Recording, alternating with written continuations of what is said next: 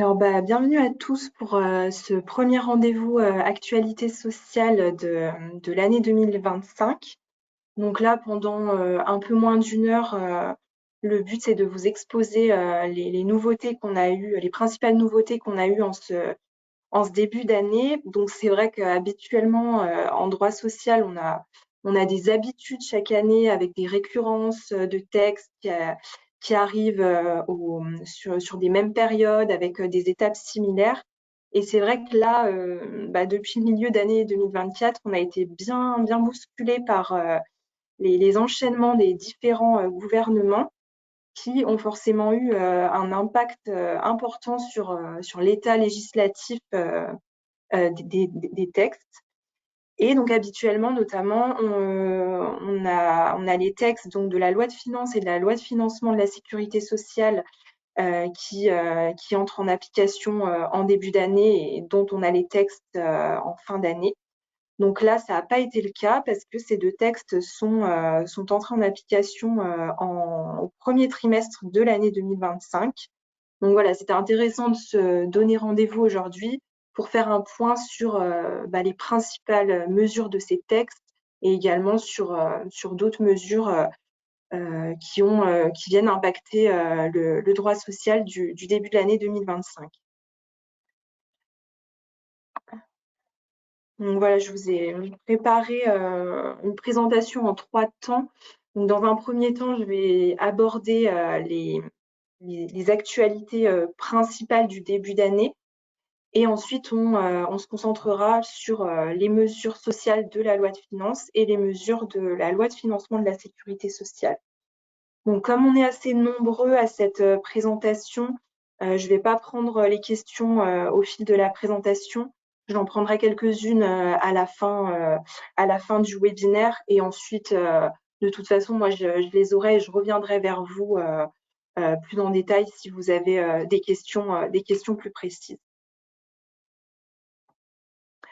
Commençons dans un premier temps donc avec quelques actualités assez marquantes de ce début d'année 2025 sur lesquelles il me semblait important de revenir, notamment le sujet des aides à l'apprentissage pour l'année 2025.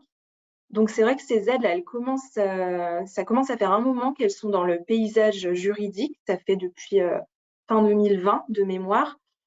Donc, c'est un peu comme voilà, certains dispositifs qui sont renouvelés d'année en année. On commence à croire qu'ils sont pérennes et que voilà, ils ne s'arrêteront pas, mais c'est pas forcément le cas.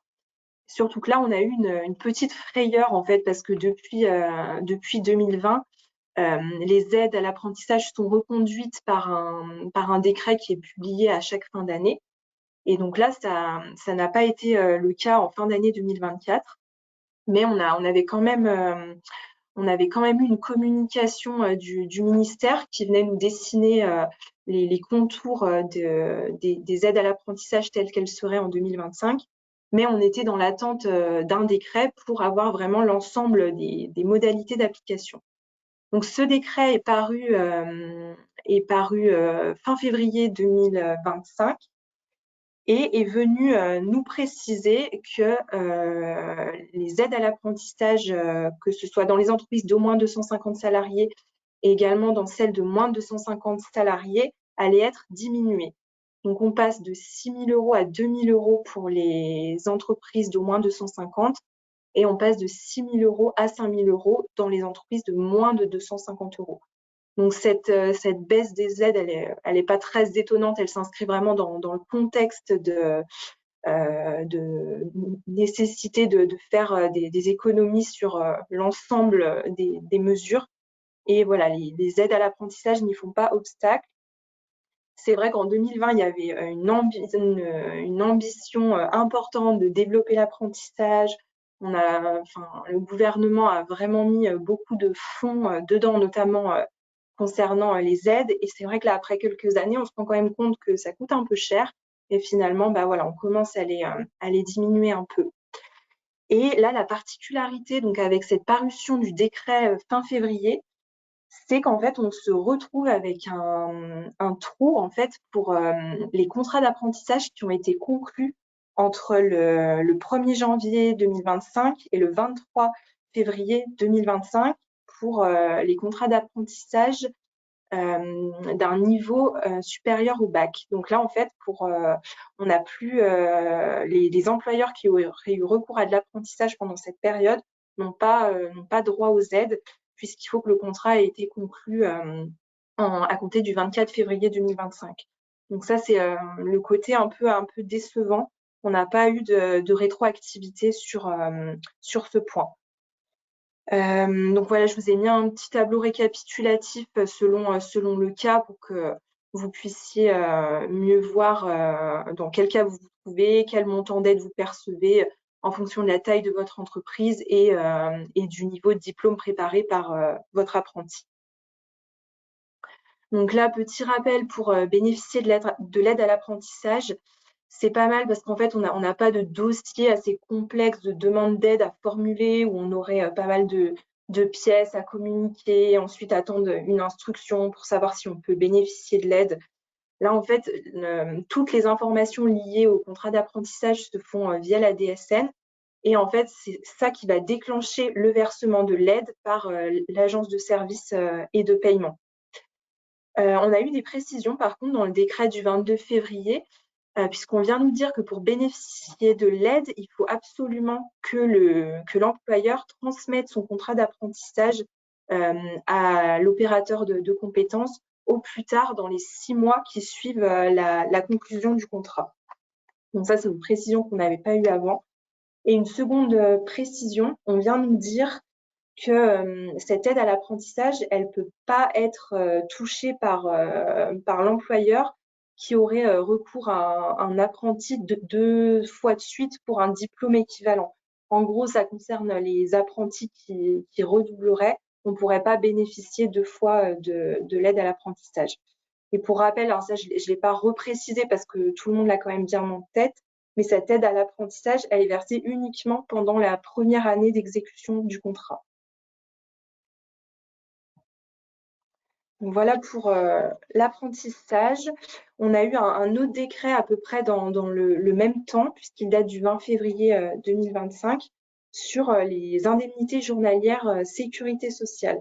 Donc là, vous verrez que toutes les mesures s'inscrivent à peu près dans la même dynamique de réduire en fait les dépenses de l'État. Donc là, il y a aussi une réflexion par rapport aux indemnités maladie.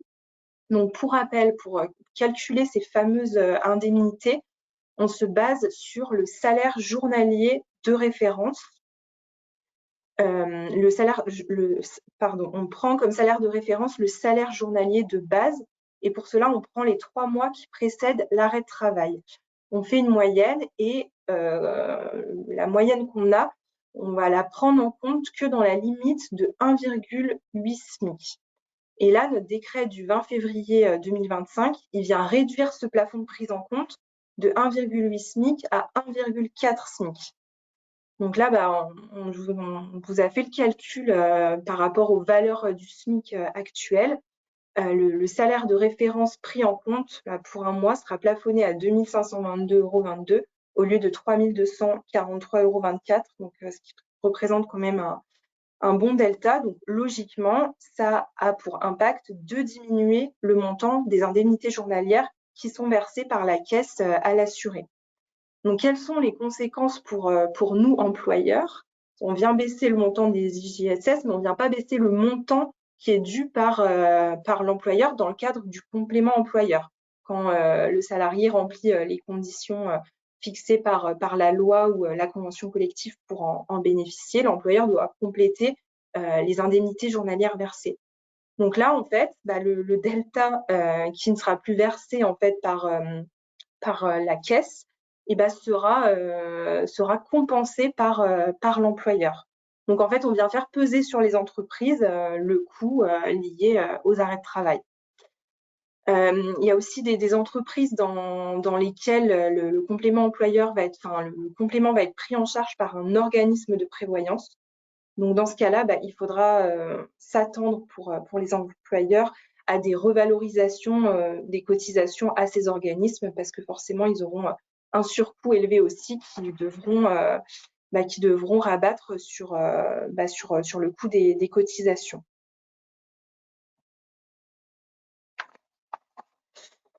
Une autre petite nouveauté, donc là pareil par un arrêté du 25 février 2025, là on peut vraiment dire que la fin du mois de février n'a pas été porteuse de bonnes nouvelles pour les employeurs, puisqu'on a, ça c'est un peu sorti de nulle part. Moi je l'avais lu, je l'avais pas vu venir dans les projets, j'avais pas lu de doctrine à ce titre.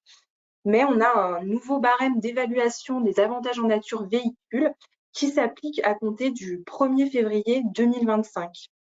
Donc, on vient modifier la manière d'évaluer l'avantage en nature véhicule, du coup, ce qui impactera les cotisations qui seront versées par l'employeur et les salariés à ce titre quand l'avantage en nature est reporté sur les bulletins de salaire. Donc là, par exemple, pour les véhicules à essence qui ont moins de 5 ans, maintenant, on va prendre en compte 15% du prix d'achat contre 9% qui était pris en compte jusqu'au 31 janvier 2025. On a la même chose pour les véhicules électriques avec une baisse de l'abattement. Et voilà, je vous ai mis un tableau qui récapitule bien tout selon les cas. Mais voilà, ce qu'on peut dire, c'est qu'il y a une vraie augmentation en fait de cette évaluation de l'avantage en nature. Donc voilà, ce qu'on note, c'est que pour les véhicules thermiques, les nouveaux taux que je vous ai présentés, ils conduisent à une hausse de 67% de la charge liée à l'avantage en nature qui est attribuée aux salariés. Et par contre, pour les véhicules électriques, même si on a une revalorisation du taux, en fait, la hausse de l'abattement et de son plafond, ça conduit à neutraliser l'évolution du taux. Donc voilà, ça va toujours dans l'esprit d'encourager l'achat de véhicules électriques par rapport aux véhicules thermiques. On a aussi une autre info dans cet arrêté du 25 février 2025 qui vient nous indiquer qu'on prolonge jusqu'à fin 2027 les règles d'évaluation des bornes de recharge électrique que l'employeur met à la disposition de ses salariés au sein de l'entreprise. Donc là, on dit on considère bien ça comme un avantage en nature. Par contre, il est négligé, il est égal à 0. Donc, il n'y aura rien sur les bulletins de paye. Donc ça, c'est prorogé. Et je voulais vous refaire une petite précision parce qu'il arrive que des employeurs fassent installer une borne électrique au domicile du salarié. Donc là, pareil, on aura un avantage en nature qui sera négligé à condition que le salarié rende bien la borne à la fin de son contrat de travail ou bien en cours d'exécution du contrat s'il rend le véhicule. Parce que c'est ça qui va permettre de prouver en cas de contrôle URSSAF que la borne était utilisée à des fins professionnelles et pas à des fins personnelles. Donc, ce qui est conseillé, c'est de bien formaliser la mise à disposition de la borne par un écrit avec le salarié où on précise toutes les règles et notamment le sort de la borne en cas de rupture du contrat. Et donc, par rapport à ce nouveau barème d'évaluation des avantages en nature, en fait, il va s'appliquer aux véhicules mis à disposition par l'employeur à compter du 1er février 2025. Donc, les véhicules qui auraient été alloués aux salariés avant cette date, ils sont toujours sous l'égide des anciennes règles d'évaluation. Donc, la réflexion, ça peut être de se dire, si on avait prévu de renouveler le parc automobile des véhicules de fonction dans un an, peut-être que si les véhicules sont encore viables et en état, on pourrait proroger un peu pour essayer de repousser un peu le moment où on aura un impact sur l'évaluation des avantages en nature avec les nouvelles règles. Donc voilà pour les principales mesures hors loi de finances et hors loi de financement de la Sécu que je voulais vous présenter.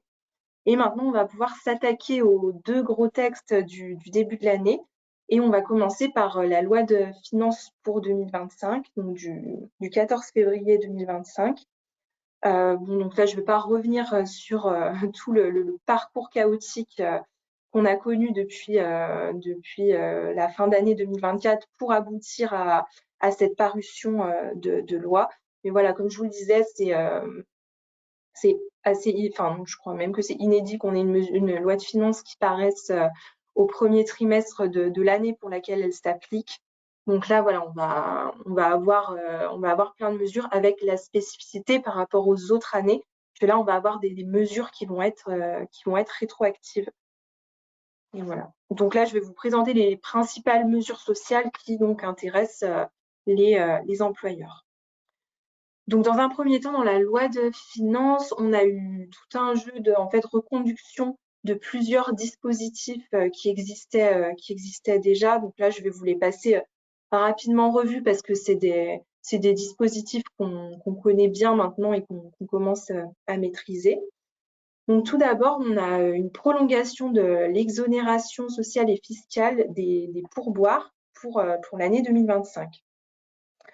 Donc, après le Covid, on a vraiment noté une pénurie de main-d'œuvre dans plusieurs secteurs d'activité et notamment dans les emplois de services dans la restauration.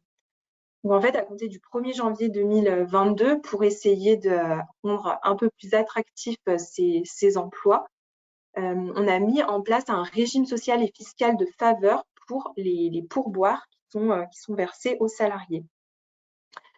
Et en fait, cette mesure d'exonération s'appliquait uniquement aux salariés dont la rémunération ne dépassait pas les 1,6 SMIC.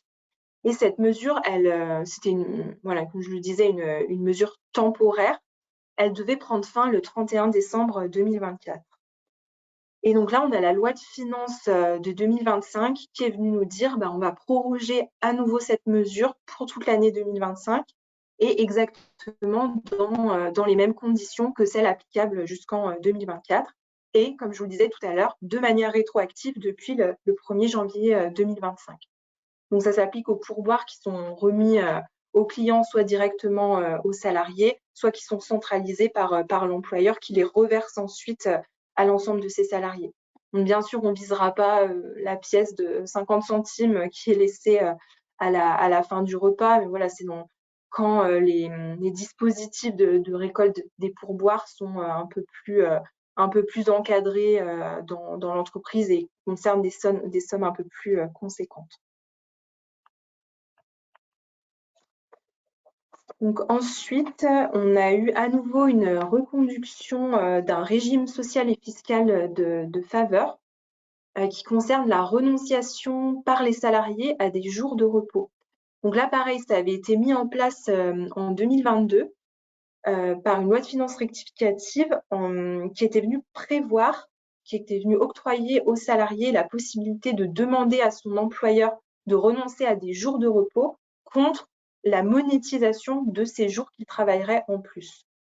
Donc, précision, ça concerne les jours de RTT, donc quand on a une durée du travail qui découle d'un accord RTT, ou des jours qui sont acquis dans le cadre d'une annualisation, par exemple. Je vous précise quand même que ça ne concerne pas les repos forfait jour. Donc ça, on se bat, je pense, au moins une fois par semaine pour expliquer que les jours de repos forfait jour ne sont pas des jours de RTT, pas du tout la même chose. Et là, cette mesure vient nous le rappeler parce que là, voilà, ça ne concerne pas les repos forfait jour qui, eux, ont leur propre régime spécifique déjà. Donc cette mesure, elle était applicable pour les jours acquis entre 2022 et 2025. Et en fait, comment ça se passait? En gros, le salarié il devait formaliser une demande à son employeur en lui demandant, en vertu de ce dispositif, s'il pouvait renoncer à des jours de repos en échange d'un paiement. Et en fait, c'est quand ces jours étaient, la renonciation à ces jours, ça aboutissait à majorer le travail de ces journées supplémentaires au même titre et dans les mêmes conditions que les heures supplémentaires. Et donc, ces jours bénéficient exactement du même régime social et fiscal de faveur qui est applicable actuellement pour les heures supplémentaires. Donc, réduction de cotisations salariales et des déductions de cotisations patronales qui varient selon l'effectif de l'entreprise et une exonération d'impôt sur le revenu dans la limite de 7 500 € par an. Donc, cette mesure, contrairement à celle des heures supplémentaires, elle était temporaire et devait prendre fin le 31 décembre 2025.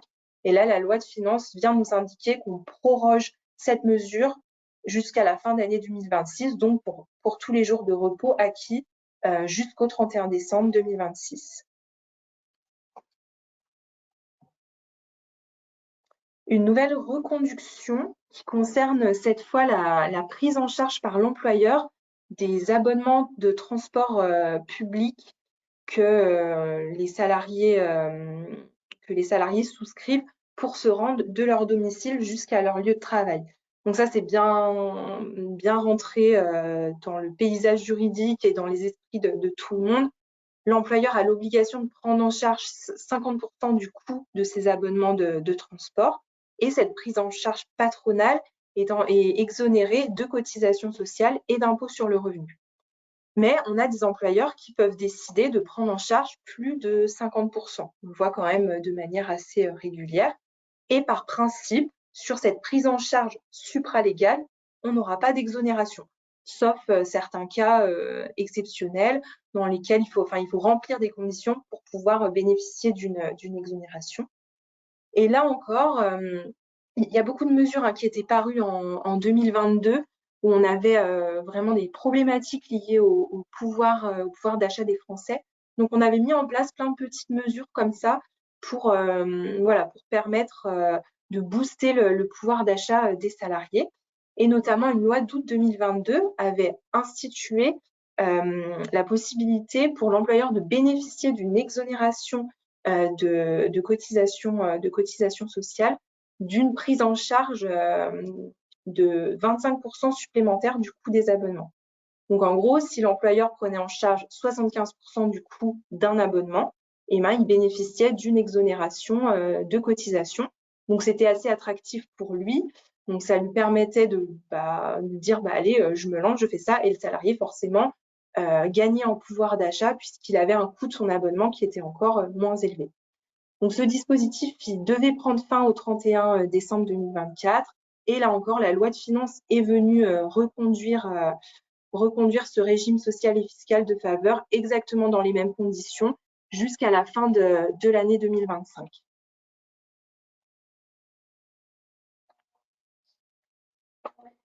Et enfin, on a des exonérations de cotisations sociales qui s'appliquent dans certains territoires français, en fonction de certaines spécificités qu'ils peuvent avoir, parce que c'est des territoires plutôt ruraux, par exemple. Donc là, on avait notamment les ZRR qui s'appellent maintenant les ZFRR, donc les zones France Revitalisation. Et alors, on a eu, en fait, il y a pas mal de communes qui sont visées par ces exonérations ZFRR, mais on avait plusieurs classements de communes. Donc, c'était assez complexe. On avait des communes qui avaient été classées avant le 30 juin 2024, puis on a eu un nouvel arrêté au 1er juillet 2024, avec des communes qui n'avaient pas été reprises dans le nouvel arrêté. Enfin, c'est une usine à gaz. Et là, la loi de finances est venue nous préciser que les communes qui n'avaient pas été reclassées ZFRR dans l'arrêté du 1er juillet 2024 pouvaient quand même continuer à bénéficier des mêmes exonérations que celles reclassées en ZFRR, et ce jusqu'au 31 décembre 2027. Donc, l'exonération ZFRR, en fait, c'est une exonération de cotisation patronale qui concerne l'embauche d'un salarié en CDI ou en CDD d'au moins 12 mois. Et pour voir si on y est éligible, on regarde si l'établissement sur lequel le salarié est embauché se trouve dans une des communes listées par les arrêtés en ZRR ou ZFRR. Et pareil, un peu le même système, cette fois pour les bassins d'emploi à redynamiser, les BER. Donc là, c'est beaucoup plus anecdotique parce que ça concerne que 2 territoires en France. Bon, je ne pense pas que ça concerne un des participants ici, mais bon, on sait jamais. Donc, c'est une zone qui se situe dans la vallée de la Meuse et une zone qui se situe en Occitanie. Donc là, la loi de finances, pareil, elle vient proroger cette exonération spécifique de cotisation au BER jusqu'au 31 décembre 2027. Et enfin, pour terminer avec ces mesures marquantes de la loi de finances. Je voulais vous parler de la création d'un nouveau dispositif d'activité partielle longue durée, donc APLD, qui se nomme APLD rebond. Donc, on connaissait déjà le terme et le dispositif d'APLD juste après le Covid.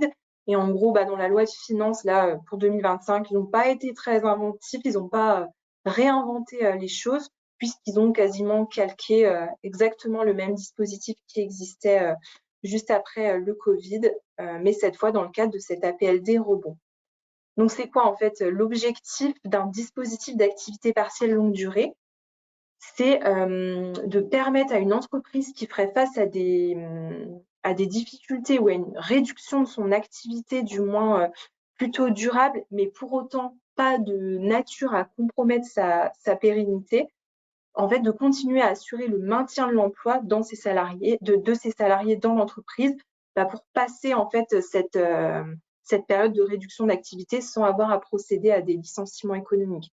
En gros, on veut éviter des licenciements économiques en année N, alors que potentiellement on pourrait avoir besoin de réembaucher des mêmes profils en année N+1.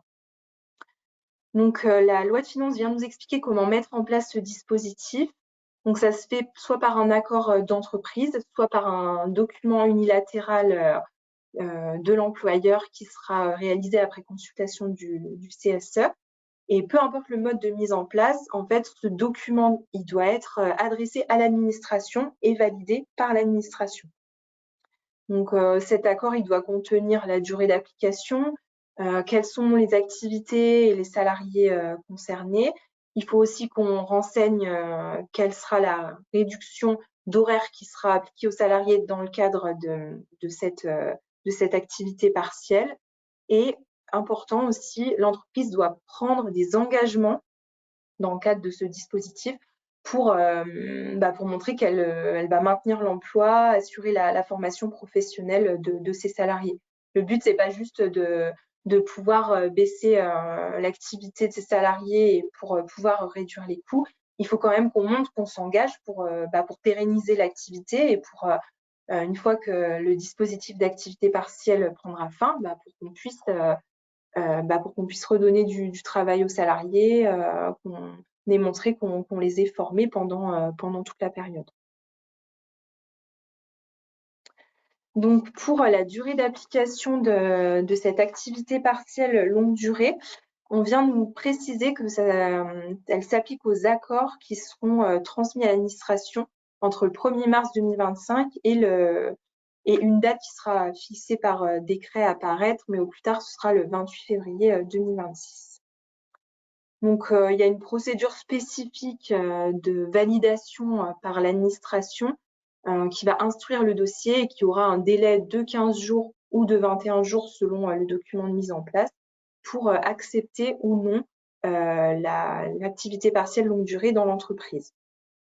Et ensuite, il y a une notification qui est faite au CSE, à l'employeur, et la décision de l'administration doit bien être affichée dans l'entreprise. Donc, on peut se demander pourquoi on mettrait en place de l'activité partielle longue durée plutôt que l'activité partielle classique qu'on connaît mieux.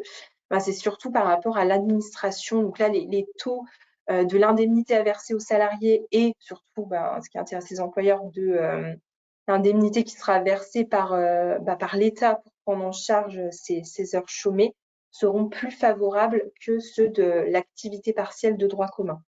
Alors, il nous reste encore, on n'a pas encore toutes les informations, on attend encore des décrets. Donc bon, pour la mise en place au 1er mars 2025, ça va être compliqué.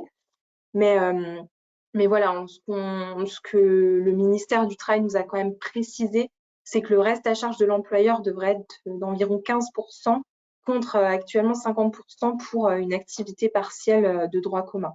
Donc, ça peut être vraiment intéressant pour les entreprises qui remplissent les conditions.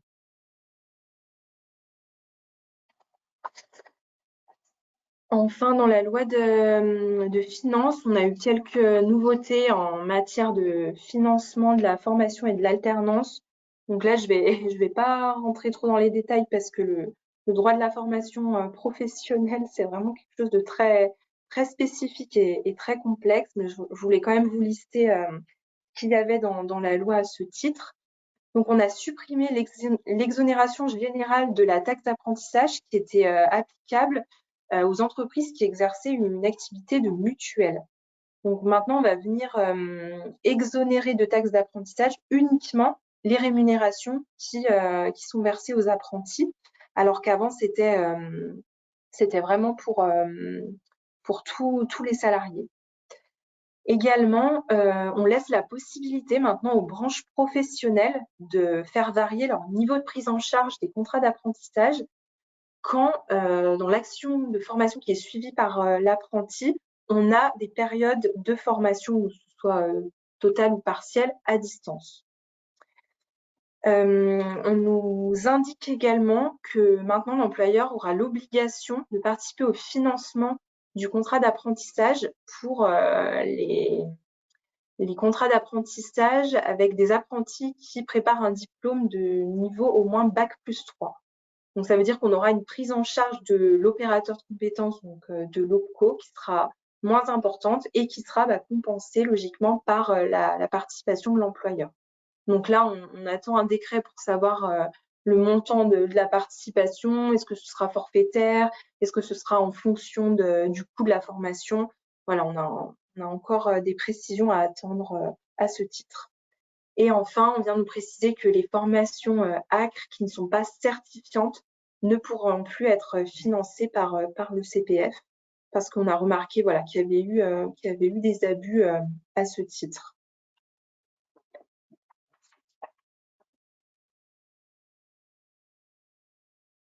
Et enfin, voilà, je vous ai mis juste quelques autres mesures en vrac de la loi de finances, donc sur lesquelles je ne rentrerai pas dans les détails, mais c'est bien de les avoir en tête. Donc, la loi de finances est venue modifier les taux neutres de prélèvement à la source qui seront applicables à compter du 1er mai 2025. Donc là, vous aurez les modifications sur le logiciel de paye. On vient également nous préciser, donc là, c'est un cas qu'on rencontre pas tous les jours, hein, surtout dans les TPE. On vient nous dire que les indemnités de rupture du contrat qui auraient été versées aux salariés ne seraient pas réintégrées dans l'entreprise suite à l'annulation de l'homologation d'un plan social de l'entreprise sont exonérées d'impôt sur le revenu, de cotisations sociales et de CSG-CRDS. On n'avait pas d'infos à ce titre avant, donc là au moins ça vient clarifier les choses. On a également des précisions sur le régime social des BSPCE. Donc là non plus, ça ne concerne pas toutes les entreprises. Donc les BSPCE, donc les bons de souscription de parts de création d'entreprise, ils ne sont pas soumis à cotisation sociale et à CSG-CRDS au titre des revenus d'activité du gain d'exercice des BSPCE. Mais par contre, on nous précise qu'il y a une soumission à CSG-CRDS, donc à la charge du salarié, sur les revenus du patrimoine. Et on nous précise également que les gains liés au BSPCE ne peuvent plus être affectés sur un plan d'épargne entreprise, et ce, de manière rétroactive depuis le 10 octobre 2024. Et enfin, une petite nouveauté. À partir de maintenant, donc les régions de la France métropolitaine, donc en dehors de l'Île-de-France, et il y a aussi cette possibilité pour la Corse, peuvent instaurer leur propre versement mobilité sans pouvoir excéder un taux plafond de 0,15%. Donc à voir si les régions se doteront de cette possibilité qui leur est dorénavant laissée. Donc voilà ce que je voulais voir avec vous par rapport à la loi de finances. Pour moi, c'était vraiment les mesures les plus impactantes dans la relation employeur-salarié. Et donc maintenant, on va s'attaquer à l'autre morceau, la loi de financement de la sécurité sociale pour 2025. Et on va voir ensemble quelles sont les principales mesures qui entrent en application.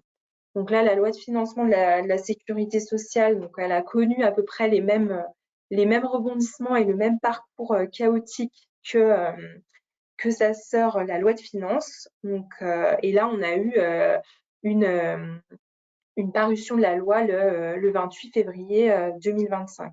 Donc, pour rappel, le projet, il avait été initié à la base en été 2024, je crois, sous le gouvernement Attal.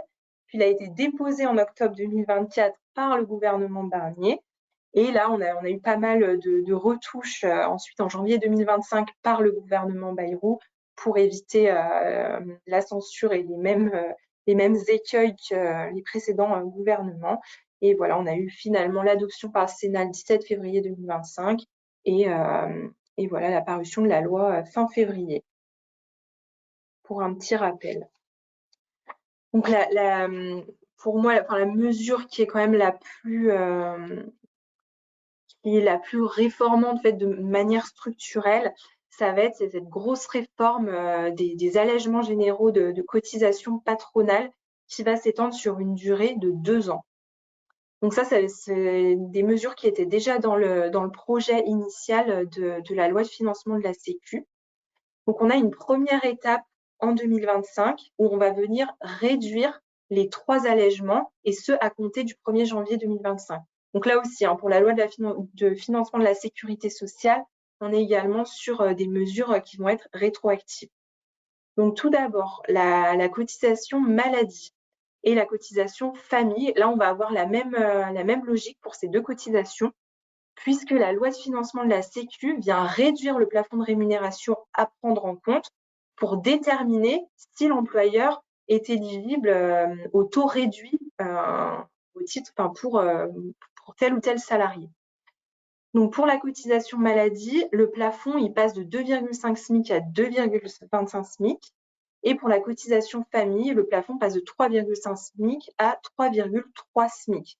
Donc là, pareil, c'est très logique. On aboutit logiquement à une diminution des rémunérations et donc des salariés éligibles, donc une augmentation des cotisations patronales à verser par l'employeur. Donc là, pareil, il y a beaucoup de mesures de la loi de financement de la Sécu, plus que pour la loi de finances, pour lesquelles on attend des décrets d'application pour pouvoir avoir toutes les infos à ce niveau, notamment sur les valeurs du SMIC à prendre en compte. Et enfin, la réduction générale, la plus connue, qu'on connaît aussi sous le nom de réduction Fillon, va connaître aussi en 2025 des petits ajustements. Donc, on maintient la même formule de calcul. Là, il n'y a pas de changement. Par contre, la valeur du SMIC à prendre en compte pour le plafond de rémunération là, qui est à 1,6 SMIC va être déterminée par décret et ce sera compris entre la valeur du SMIC au 1er janvier 2024 et celle du SMIC applicable au 1er janvier 2025. Et la mesure aussi qui est très impactante et là qui était déjà aussi présente et qui nous a fait bien réfléchir, qui est déjà présente dans le projet, c'est la prise en compte des PPV, donc des primes de partage de la valeur, versées à compter du 1er janvier 2025 pour vérifier le plafond de rémunération des 1,6 SMIC. Donc en gros, on va intégrer la PPV dans la rémunération du salarié pour voir s'il dépasse ou non les 1,6 SMIC. Et si le seul montant de la PPV fait passer ce cap des 1,6 SMIC, et ben tout simplement, on perd la réduction Fillon pour ce salarié. Mais on va aussi prendre en compte la PPV pour la rémunération à prendre en compte dans la formule de calcul et également pour le calcul du coefficient de la réduction. Donc en gros, logiquement, le versement de la PPV, il peut faire soit perdre le bénéfice de la réduction générale à l'employeur, soit augmenter les cotisations patronales qui seront dues par l'employeur selon l'impact plus ou moins important qu'aura le montant de la PPV sur la rémunération du salarié. Donc là, ça veut dire qu'on aura des régularisations à opérer pour les PPV qui auraient été versés à compter du 1er janvier 2025. Parce que forcément, avant la loi de financement de la sécurité sociale, les PPV, les logiciels de paye n'intégraient pas la PPV dans la réduction Fillon. Donc là, on a regardé un peu avec les gestionnaires de paye. A priori, pour l'instant, c'est pas encore géré par SILAE. Mais bon, après, les régularisations pourront se faire après. De toute façon, comme vous le voyez, on est encore dans l'attente de décret. Donc on pourra faire les régularisations quand on aura toutes les infos. Donc ça, c'était la première étape et la loi de finances vient nous préciser la deuxième étape qui est l'étape ultime de cette réforme des allègements de cotisations patronales. Donc ce sera la fusion des 3 allègements généraux. Donc la réduction, enfin la cotisation famille, la cotisation maladie et la réduction générale. Donc en gros, on vient supprimer la réduction de la cotisation maladie et de la cotisation famille pour ne faire qu'une seule et même réduction générale de cotisation patronale qui va en gros intégrer les 3. Et on va venir augmenter le plafond de rémunération d'éligibilité en le passant de 1,6 SMIC à 3 SMIC. Donc, on va pas, le plafond est certes augmenté, mais ça aboutira quand même à une baisse générale des réductions dont pourra bénéficier l'employeur, toujours dans cette logique de faire des économies. Donc, on remet en question des dispositifs qui existaient déjà et qui étaient assez favorables pour les entreprises. Donc voilà, c'est pas forcément des très bonnes nouvelles là qui sont présents dans ces textes. Donc à part les prorogations de dispositifs d'exonération prévus par la loi de finances. On touche, après avoir touché aux aides des apprentis, on touche également aux exonérations de cotisations sociales qui étaient applicables jusqu'alors à leur rémunération. Donc voilà, on est vraiment passé dans 2020, l'apprenti, ça nous coûte rien, c'est trop bien. À là, bon, en fait, on s'est peut-être un peu enflammé, on va réduire un peu, tous les avantages qui étaient liés à l'embauche d'un apprenti. Donc, pour rappel, pour les contrats qui étaient conclus jusqu'à la fin du mois de février 2025, les rémunérations qui étaient versées aux apprentis, elles étaient exonérées de cotisations salariales dans la limite de 79% du SMIC et totalement exonérées de CSG-CRDS. Donc, la CSG-CRDS, pour rappel, c'est à la charge du salarié, et également exonérées de taxes sur les salaires. Et là, nouveau régime qui s'applique à compter du 1er mars. On vient nous dire que l'exonération de cotisations sociales ne se fait plus dans la limite de 79%, mais de 50% seulement. Et l'exonération de CSG-CRDS se calque sur ce taux de 50%. L'exonération de la taxe sur les salaires, elle est seulement due dans les entreprises de 10 salariés et moins. Et pour les entreprises avec un effectif supérieur, on applique également cette limite de 50%. Donc là, on a eu un décret récent qui vient nous dire que le SMIC à prendre en compte, c'est celui applicable en mars 2025. Donc là, en gros, pour un contrat conclu à partir du 1er mars, la part de rémunération exonérée de l'apprenti sera égale à 900 €. Donc en gros, on aura surtout un impact pour les contrats d'apprentissage conclus avec des apprentis qui préparent un diplôme dans le cadre d'études supérieures.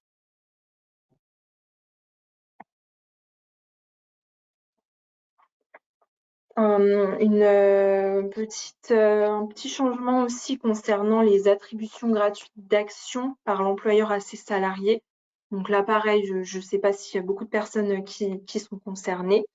Mais en fait, le gain d'attribution, le gain d'acquisition lié à ces AGA, c'est exonéré de cotisations sociales. Par contre, il y a une contribution forfaitaire patronale qui est due. Et jusqu'au 28 février 2025, elle était égale à 20% et elle est rehaussée à 30% à compter du 1er mars 2025. Voilà, et ça permet d'avoir un alignement sur le régime social des stock options.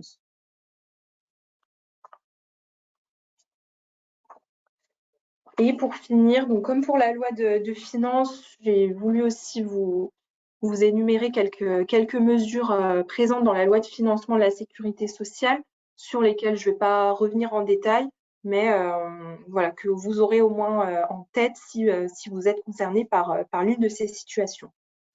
Donc la loi de financement de la sécurité sociale, Elle maintient les exonérations pour les JEI et les GEC, donc les jeunes entreprises innovantes et les jeunes entreprises de croissance. Mais on a quand même une adaptation des seuils. Donc là, pareil, on rehausse les seuils d'éligibilité pour en gros pour durcir les conditions et aboutir à ce que moins d'entreprises soient concernées par ces aides. Nouveauté aussi, donc là, c'est pas pour tout de suite, c'est pour juin 2026, donc c'est assez technique. Mais en gros, la loi de financement de la sécurité sociale vient nous préciser que, en fait, quand un salarié a un accident du travail ou une maladie professionnelle et qu'il a une incapacité permanente directement liée à ça, on lui attribue un taux, en fait, un taux d'incapacité, et en contrepartie, il se verra verser une rente ou un capital.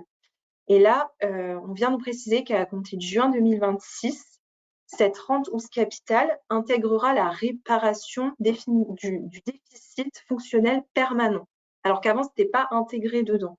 Donc, en gros, on va changer le calcul de la rente ou du capital en le majorant un peu pour intégrer la charge de cette réparation d'un préjudice supplémentaire qui n'était pas compris dedans avant. Et en fait, ça va avoir une conséquence, notamment si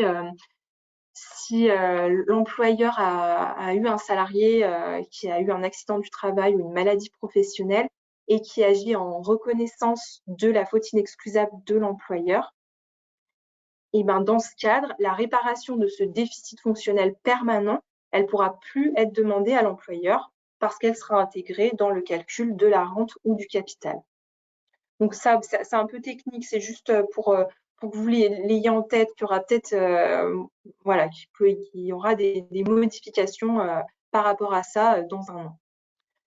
On avait aussi entendu parler dans les projets initiaux de cette loi de financement de la sécurité sociale de prévoir une seconde journée de solidarité. Donc là, l'idée a été abandonnée, donc il n'y aura pas de seconde journée de solidarité. Ensuite, on a un maintien de l'exonération. Donc ça, c'est dans le secteur agricole. C'est le régime d'exonération de cotisation patronale taux 2. Donc ça, pareil, en fait, ça permet à l'employeur qui remplit certaines conditions, notamment tenant à la nature du contrat de travail qu'il va conclure, de bénéficier d'exonération de cotisation patronale. Donc là, on a une prorogation de cette mesure. Et la loi de financement de la sécurité sociale s'est aussi attachée à prévoir, à instituer des mesures de lutte contre la fraude sociale.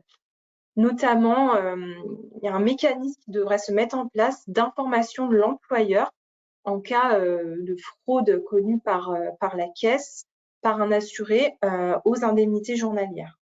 De même, on a des mesures qui iraient dans un sens de durcissement du contrôle des arrêts de travail. Et enfin,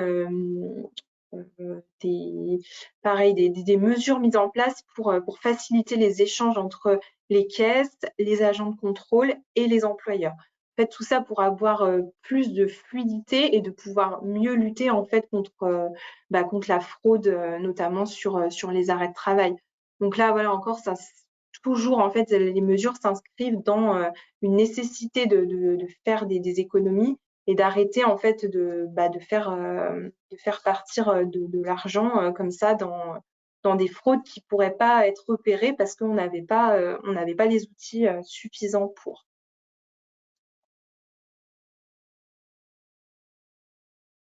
Donc voilà ce que je pouvais vous dire. J'espère que j'ai été claire et c'est vrai que ça fait beaucoup d'informations. Le but, c'est pas forcément de maîtriser tous les dispositifs, toutes les nouveautés, mais au moins que vous ayez en tête que ça existe et que vous puissiez piocher dans la présentation ce qui pourrait vous concerner. Et nous, après, forcément, on se tient à votre disposition. Si vous avez des questions complémentaires, si vous voulez qu'on analyse, on analyse votre situation pour voir si ça a des impacts directs pour vos entreprises. Alors, je vais voir si vous avez quelques questions. Il nous reste quelques minutes. Alors, j'ai une question concernant la baisse des ISS. Alors, pour un salarié déjà en arrêt avant le 1er avril 2024, ses IJSS vont baisser pour lui à compter du 1er avril 2024. Alors oui, ça, je me le suis dit pendant la présentation que je ne l'avais pas énoncé à l'oral, mais cette mesure, elle s'applique aux arrêts de travail qui prennent effet à compter du 1er avril 2024. Donc, ça veut dire que les arrêts en cours avant le 1er avril 2024 ne sont pas concernés par cette baisse de plafond.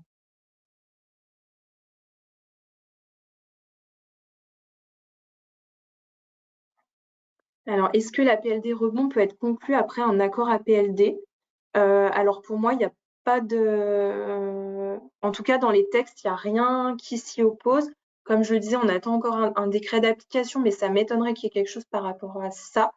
Mais en tout cas, il n'y a rien qui est précisé. Peut-être qu'on demandera des engagements supplémentaires à des entreprises qui ont déjà eu recours à la PLD. Mais pour moi, c'est deux dispositifs différents. Et du moment en fait que la réduction d'activité et les motifs de cette réduction sont bien distincts, pour moi, il ne devrait pas y avoir de souci. Mais voilà, encore une fois, on n'avait que les grandes lignes dans le texte. Donc, à voir ce qu'on nous précisera dans le décret d'application. Et pareil, j'ai une autre question sur l'APL des rebonds pour la durée et le nombre d'heures possibles. Bah là, pareil, on n'a pas les précisions par rapport à ça. Est-ce qu'on sera sur les mêmes contingents qui étaient applicables pour l'APLD Covid? Je sais pas. Ça, comme je vous le disais, on n'a vraiment pas beaucoup d'infos, notamment sur les taux de remboursement, les taux d'indemnité à verser aux salariés qui seront prévus. Donc ça, faudra voilà, attendre le décret et peut-être même essayer de contacter l'inspection du travail, étant donné que c'est eux qui vont valider ou non les dossiers. Peut-être qu'ils auront déjà des pistes par rapport à ça.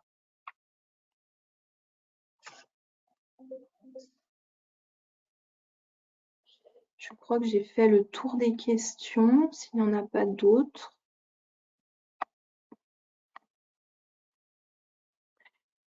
Donc voilà, bah, n'hésitez pas à revenir vers nous si vous avez besoin de précision, si vous avez des questions particulières sur certains des dispositifs. On se tient à votre entière disposition pour vous accompagner sur tous ces changements qui ne sont pas forcément faciles à maîtriser. Voilà, tout en sachant pour l'ensemble des mesures, notamment que je vous ai précisées pour la loi de financement de la sécurité sociale, il peut y avoir des régularisations à faire. Les logiciels de paye vont se mettre à jour tranquillement et les régularisations pourront se faire dans les mois à venir. Voilà, bah, s'il n'y a pas d'autres questions, je vous remercie tous pour votre attention et je vous souhaite à tous une bonne journée. Au revoir.